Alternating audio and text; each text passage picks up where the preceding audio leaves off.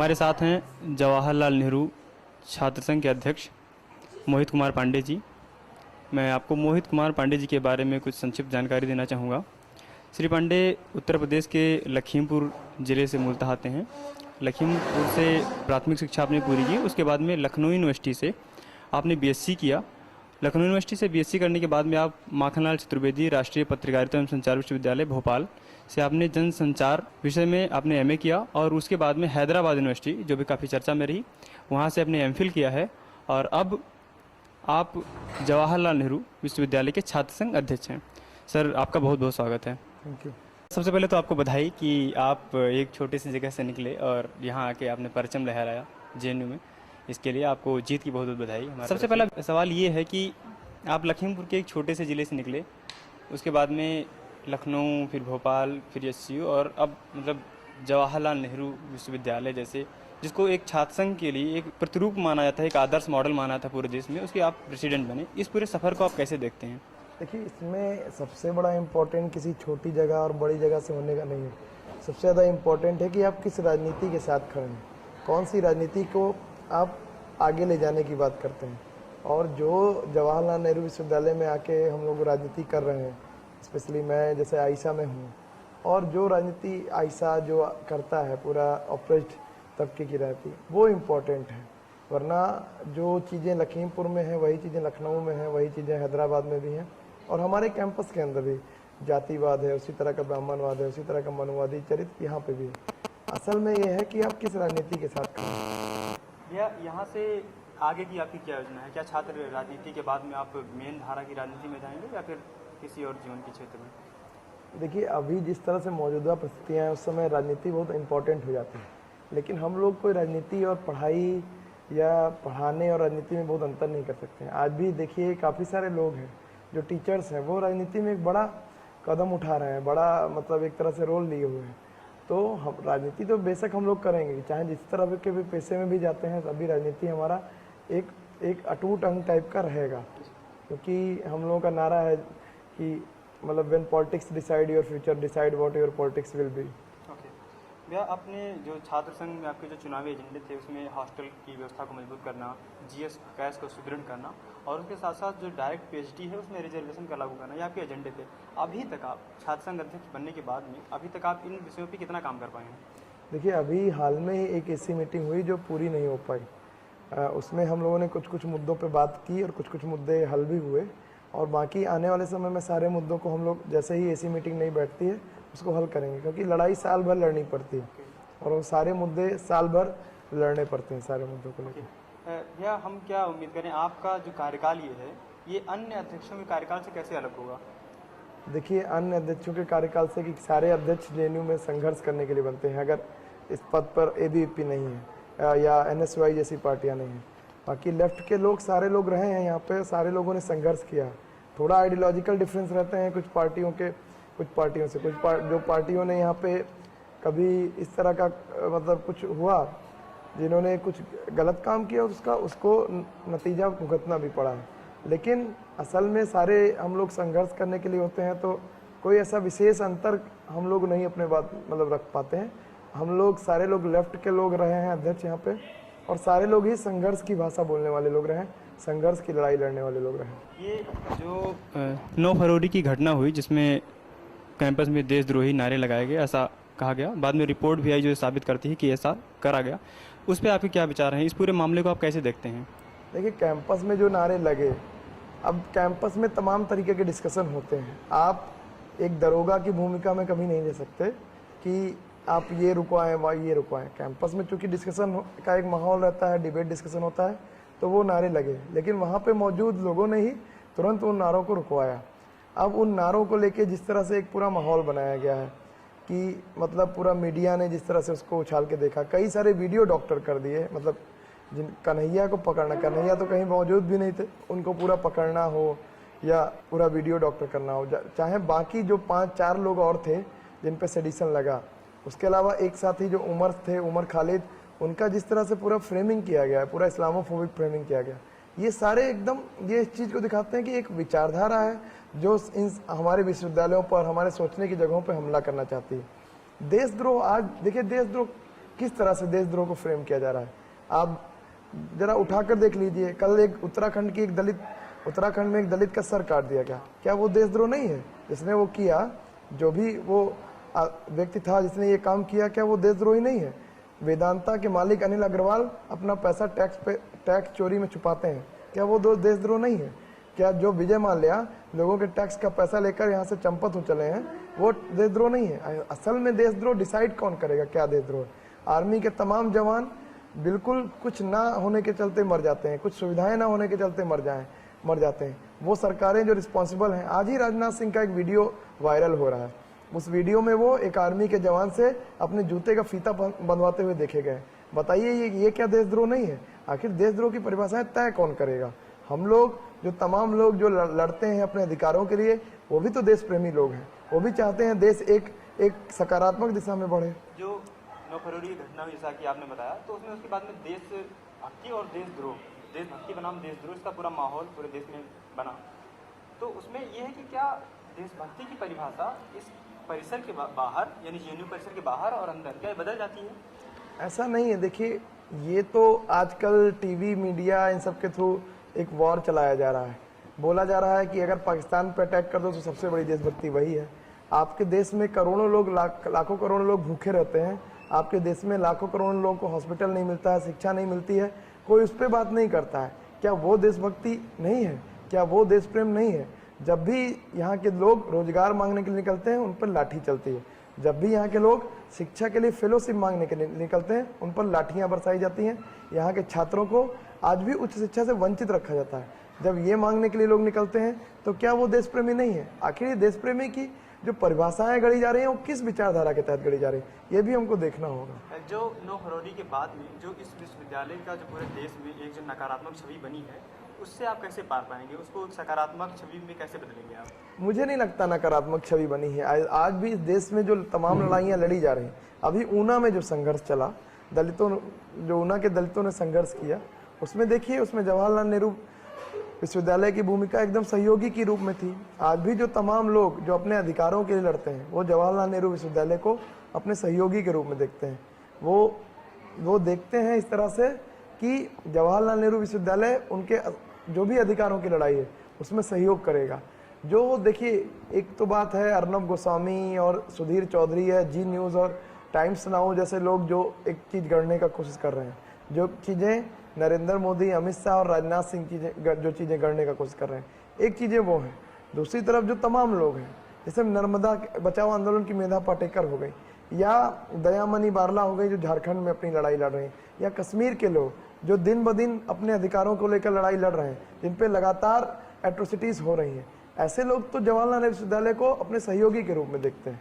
अच्छा भैया, आपका इस कैंपस की चर्चा युवाओं में विशेषकर इसलिए भी होती है क्योंकि आप लोग पूरे अंतर्राष्ट्रीय समुदाय में जो दबे कुचले लोग हैं, उनके हकूक़ की आवाज़ उठाते रहते हैं समय समय पे।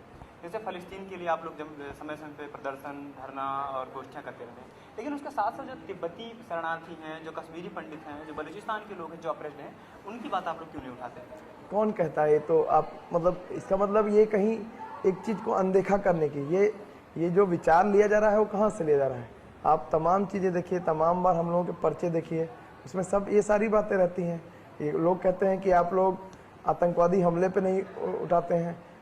लेटेस्ट उरी अटैक को देख लीजिए, हमारा पर्चा निकला है, हमने अपनी पोजीशन रखी कि उरी अटैक में क्या गलत है।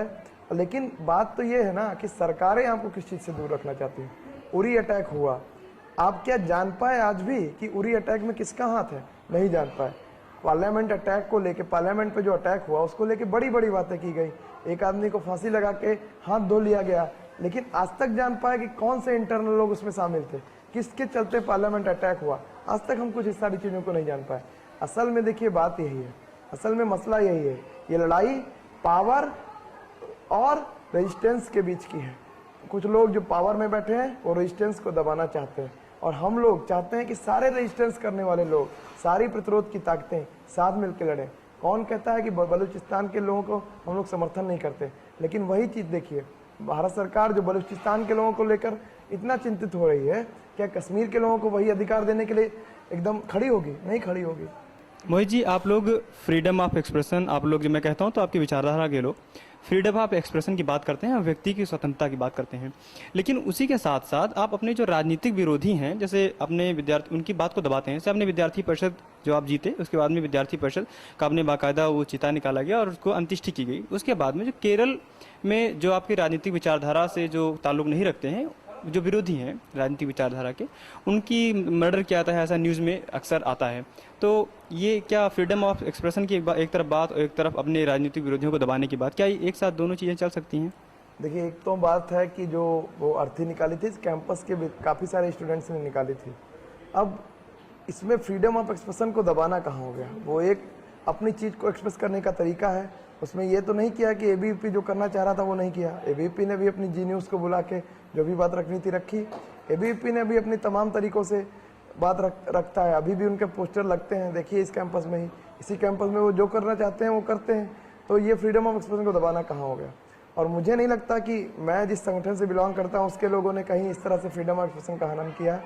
अगर कहीं भी हो तो आप सबूत लेके आइए, मुझे दिखाइए यहाँ पे अभी, तो मैं उस पर बात रख सकता हूँ कि कौन सी घटना की आप बात कर रहे हैं, किस पे बात रखना है। अगर हम भारत में भी अब वामपंथ की बात करें तो वामपंथ आज क्लस्टरों में सिमटता जा रहा है। जैसे वामपंथ जेएनयू में है, वामपंथ केरल में है, और जहाँ जहाँ पश्चिम बंगाल से, बिहार से, झारखंड से, जहाँ जहाँ था वहाँ से लगभग सिमटता चला जा रहा है। तो क्या ये भारत में वामपंथ की विदाई का समय नहीं?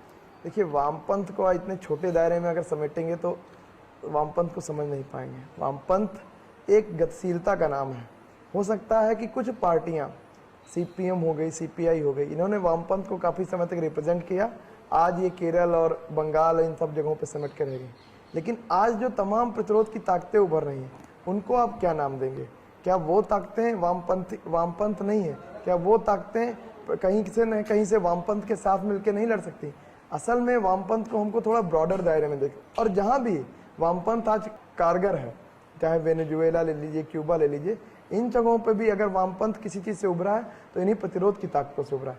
तमाम आंदोलन जो देश में चलते हैं, चाहे वो भूमि के अधिकार के लिए हो, चाहे वो अपनी रोजी रोटी के अधिकार के लिए हो, चाहे वो रोजगार और शिक्षा के अधिकार के लिए, इन सारे आंदोलनों में वामपंथी विचारधारा का योगदान रहता है। नहीं तो अगर ये नहीं तो वामपंथी विचारधारा उनके साथ कंधे से कंधे मिला के लड़ती है, और यही वामपंथ की खूबी है। चाहे जितना इलेक्टोरली वामपंथ सिमटता जाएगा, क्योंकि उनकी अपनी गलतियां रहती हैं जिसके चलते वो इलेक्टोरल नहीं बन पाते। लेकिन वामपंथ चूंकि गतिशीलता का नाम है, मैंने जैसे बोला, वामपंथ एक नए रूप में फिर से सामने आता है। Sir Mohit ji, public domain में अक्सर ये बात उठती रहती है कि क्या जेएनयू का जो परिसर है, इसमें केवल एक आज़ादी के नारे लगाने से, जो ज़मीनी हकीकत पे जो हमें आज़ादी मिलनी चाहिए, क्या वो मिल जाएगी केवल नारे लगाने से, या उसके आगे भी कुछ करना चाहिए? देखिए, केवल जेएनयू अगर नारा लगाता होता तो जेएनयू को, जब तमाम लोग देश दुनिया के संघर्ष करते हैं तो जेएनयू की तरफ नहीं देखते। आज जब कश्मीर के लोग लड़ाई लड़ रहे हैं कश्मीर में, तो वो तब भी वो जेएनयू का सहयोग, मतलब जेएनयू के सहयोग से खुश होते हैं कि जेएनयू उनके साथ खड़ा है। आज जब हमारी फेलोशिप रोकी जाती है तो हम केवल जेएनयू में नहीं, पूरे देश भर में जाकर इस चीज़ को बताते हैं कि फेलोशिप हमारी उच्च शिक्षा के लिए कितना जरूरी है, और हम फेलोशिप को हासिल करने की लड़ाई लड़ते हैं। इसी तरह जब हमारे बजट में कटौती होती है शिक्षा के, तो उसके लिए हम लोग लड़ाई लड़ते हैं, और यही सबसे ज़रूरी बात है। एक्चुअल में केवल नारे लगाने से वाकई में कुछ नहीं होता है। नारे तो गरीबी हटाओ का इंदिरा गांधी ने भी दिया था, मोदी जी ने भी नारा दिया, देश बदल रहा है, बोले अच्छे दिन आएंगे। आना होता तो आगे होते। असल में बात है कमिटमेंट का। नारों के साथ आप किस कमिटमेंट से जुड़े हो। जब हम कहते हैं कि जो शिक्षा पे जब खर्चा हो बजट का 10वां हिस्सा हो, तो हम उसके लिए लड़ाई भी लड़ते हैं। और जेएनयू में कई सारी यूनिवर्सिटीज़ में हम लोग इसको लागू करवाने के लिए कोशिश भी करते हैं। जहाँ पे हम लोगों का यूनियन है, जहाँ पे हम लोग मतलब विपक्ष की भी भूमिका में है, वहाँ पे इस चीज़ की लड़ाइयों को लड़ा है। हमने दिल्ली विश्वविद्यालय से एफवाईयूपी को लड़के भगाया है। हमने दिल्ली विश्वविद्यालय में तमाम सीबीसीएस के खिलाफ लड़ाइयाँ लड़ी हैं, और इस चीज़ को इंश्योर कराया है कि दिल्ली विश्वविद्यालय में अगर चर्चा होनी शुरू हो तो हॉस्टल के सवाल पे हो। हमने इलाहाबाद विश्वविद्यालय में भी इसी तरह की तमाम रिजर्वेशन से रिलेटेड लड़ाइयाँ लड़ी हैं। हैदराबाद यूनिवर्सिटी में जो रोहित वेमुला का प्रकरण हुआ था, उस पर अभी हाल ही में एक सदस्यीय न्यायिक कमेटी की रिपोर्ट आई है, उस पर आपकी क्या प्रतिक्रिया है? रूपन वाला कमेटी की रिपोर्ट पे कल हम लोग प्रोटेस्ट भी करने वाले हैं। देखिए, आपने एक कहावत सुनी होगी कि जिसने अन्याय किया है वही जज बन बैठा है। तो एमएचआरडी खुद 5-5 लेटर लिख के ये इंश्योर कराया कि रोहित वेमुला का एक्सप्लॉयटेशन हो, रोहित वेमुला जाके इस तरह का कदम उठाएं। उनको कास्टिस्ट बुलवाया गया, उनको एंटी नेशनल बोला गया, और MHRD ही कमेटी अपॉइंट करती है जिसको लेके वो न्यायिक जांच होती है।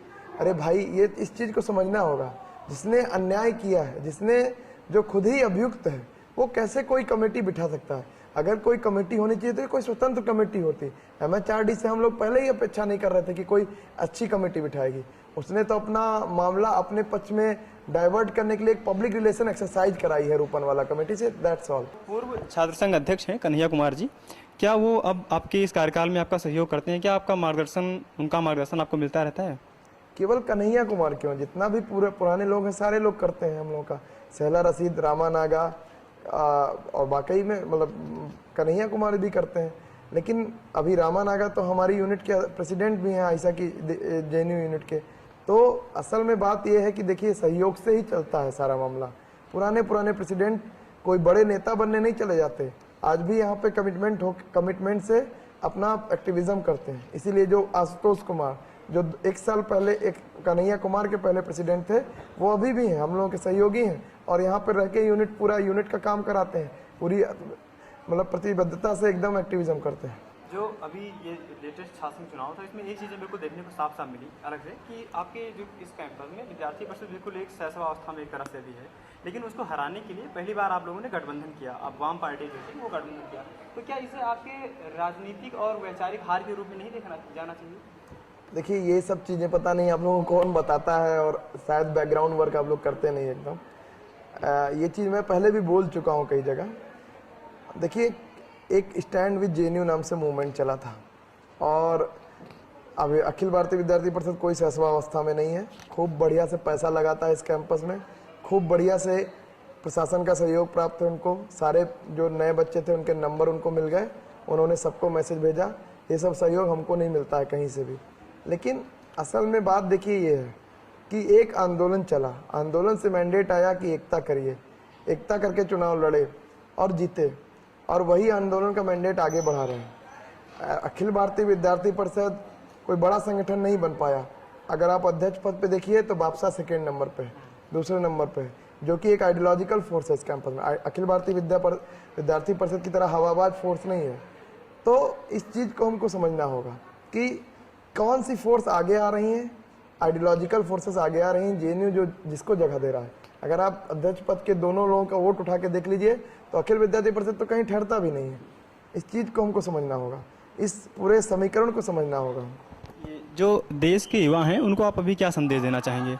देश के युवाओं को संदेश यही है, देखिए, अगर जो न्याय के पक्ष में खड़े होने की आज सबसे ज़्यादा ज़रूरत है। आज जब आपके सामने झूठे झूठे जुमले गिराए जा रहे हैं, अमित शाह जो खुद एक सुपारी किलर रहे हैं एक तरह से माना जाए, तो वो जाके यूपी में लॉ एंड ऑर्डर की बात कर रहे हैं। इस तरह के लोग जो हैं, नरेंद्र मोदी, जिनका पूरा रोल हर तरह के दंगों, गुजरात दंगों में रोल सबने देखा है, आप पढ़ सकते हैं, खुले डॉक्यूमेंट हैं। ऐसे लोग जाके न्याय व्यवस्था की बात करते हैं, ऐसे लोग न्याय की बात करते हैं, तब हमको और मजबूती से न्याय के पक्ष में खड़ा होना होगा। साथ ही साथ जो आज हमारी बेसिक ज़रूरतें हैं, रोटी, कपड़ा, मकान, जो पुरानी ज़रूरतें होती थी जिन पर इलेक्शन लड़ा जाता था, आज जो हमारे युवाओं की ज़रूरतें हैं वो है शिक्षा, रोजगार और सम्मान। इन तीनों के लिए हमको एक लंबी लड़ाई लड़नी होगी। हमको इन झूठे जुमलों को एकदम खारिज करना होगा। हमको बोलना होगा इस देश के जब तक अंतिम व्यक्ति को शिक्षा नहीं मिलती, हमारी लड़ाई अभी पूरी नहीं हुई है, और उसके लिए हमको साथ आके लड़ना पड़ेगा। ये लोग कभी देश को मजहब के नाम पे बांटना चाहते हैं, कभी जातियों के नाम पे बांटना चाहते हैं। हमको डिसाइड करना होगा कि हम इस तरह से बटेंगे कि इनके खिलाफ लड़के अपना जो हिस्सा है वो मांगेंगे। जो ये हमको बांटना नहीं चाहते, ये जो चीज़ बांटना चाहते हैं वो हम लोगों को आपस में बांटना चाहते हैं, लेकिन हमारे हिस्से को बराबर बराबर हमारे बीच नहीं बांटना चाहते। हमको ये डिसाइड करना है कि जो लड़ाई होगी वो अपने हिस्से को लेके होगी, अपनी हिस्सेदारी को लेकर होगी। अच्छा, आपसे बिल्कुल अंतिम सवाल है, ये चूँकि आप MCU में रहे तो उससे रिलेटेड है, क्या आप MCU के दिनों को जो आपने वहाँ बिताया उसको मिस करते हैं, या उसको कैसे देखते हैं आप? देखिए, माखनलाल चतुर्वेदी विश्वविद्यालय एकदम मतलब जिस तरह से था, लेकिन हम लोग जो जिस चीज़ को मिस करते हैं वो हमारी जो एक वहाँ पे टीचर हुआ करती थी उस समय, दविंदर कौर उप्पल हमारी हेड ऑफ डिपार्टमेंट थी, और ऐसा शिक्षा शास्त्र उन्होंने वहाँ पे डेवलप किया, पेडागॉजी इसको कहते हैं, हर इंस्टीट्यूट में डेवलप करना चाहिए कि अगर आप कोई चीज़ सीखना चाहते हैं तो आपको उस रियलिटी से भी जुड़ना होगा।